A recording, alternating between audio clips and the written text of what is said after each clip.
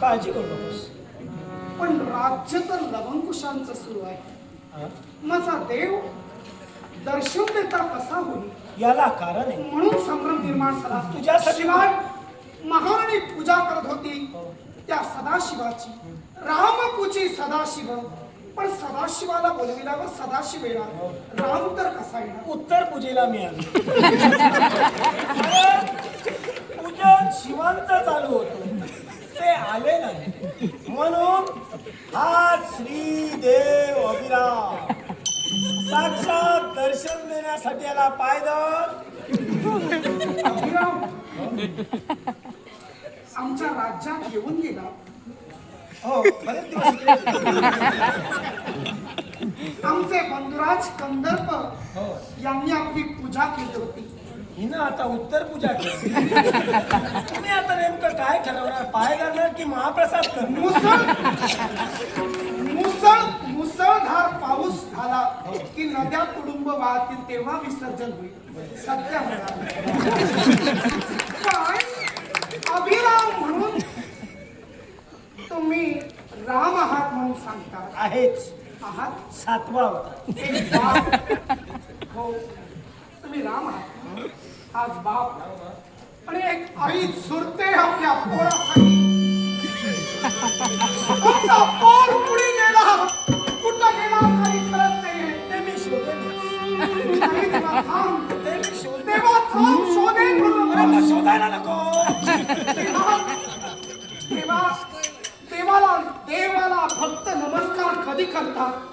चमत्कार दाखविल्यानंतर तू माझ्या मुलाला शोधून काढशील, मी मान्य शंभर करेन. पण तत्पूर्वी म्हणे त्या रामानं एका शिळेला पाय लावला आणि त्या शिळेची बाई झाली, म्हणजे अहिल्या झाली. तेव्हा इथं दगड मोठमोठे आहेत. तू एकाला तरी पाय लाव आणि त्यातून एक स्त्री तरी मला दिसू दे, म्हणजे तू राम आहेस माझा. या रामाच्या पदस्पर्शाने अहिल्याचा उद्धार झाला. हो, आणि माझ्या नावानं, माझ्या स्पर्शानं राम नावाची शिळा मी उचलतात भस्म झाली.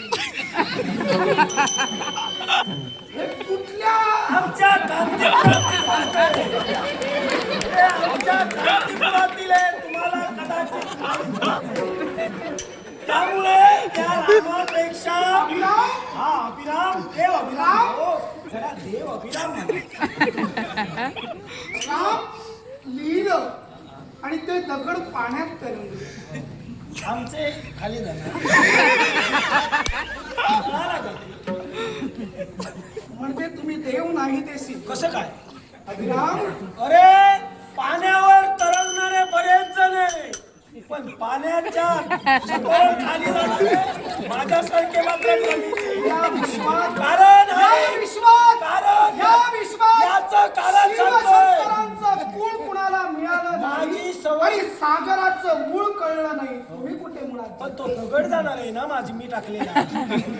मला एकच म्हणायचंय, लक्षात ठेव, लांडग्या कोल्यांसमोर जाणारे बरेच जण आहे, पण मी जो आलोय तो एका वाघासमोर आलो. मेलो तर गेलो, पण न जाणो न कळे न भूतो न भविष्यते. वाघ जर मला पाहून पळून गेला तर नाव वाघाला पडेल, लक्षात ठेवा. देव अभिराम.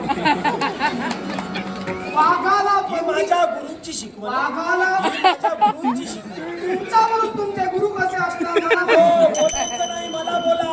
वाघा मला बोला, माझ्या गुरुंना बोलायचं नाही. मनस्थिती बिघडलेली असताना थट्टा करू नका आमच्याशी. चला म्हणतोय मार्ग गेला वसंत. माझं अस्तित्व निर्माण करेल.